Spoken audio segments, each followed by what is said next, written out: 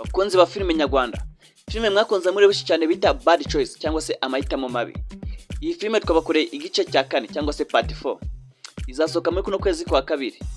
Mwabizi meruka gatatu yanyuze ku Manga TV, ariko iki gice cya 4 ntago ariko kizaca kuri YouTube channel bita Bahabe IP. Niba mubwo tubyira kora subscribe, urabona YouTube ni shyashya nibwo tifunguye, nibwo iratangira ino filime nigiye gunyura.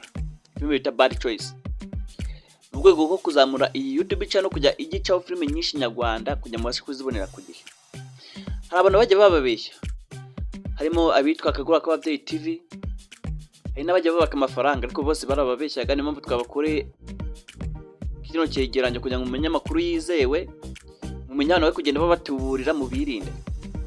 Iyi filime iraginyura ku YouTube channel bita Bahabe Ipera, niyo YouTube channel yonyine iraginyuraho iyi filime. Nagira njya guca kuri YouTube bita Manga TV. Abo bantu bajye bababeshya twasizeho, twabatanze ikirego kuri RIB, bari kubikurikirana. Umuntu uzafatwa YouTube channel ye izafungwa.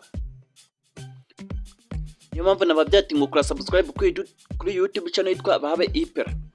Niyo YouTube channel ijya kuginyuraho iyi filime bita Bad Choice. Iyi filime Bad Choice kindi nakubyiraho, igice part 4 igiye gusohoka, niyo finali, na kindi gice kizasohoka icyo gice cya nyuma, mbese gihari kituye gusohora mu kwezi kwa kabiri. Hagati y'itariki 20 na 25 iyi filime izaba yabagezeho. Sharing video kugira ngo abantu bari gutuburirwa bakomeze bamenye amakuru yizewe hakiri kare. Reba abantu bagenda basaba amafaranga kandi ibyo ntago byemewe. Gusa uzafatwa azahanwa, YouTube channel ye inafungwe, nayo bamufunge ibiba ngombwa, kuko ibigangano cy'umuntu birabujijwe, ntago byemewe.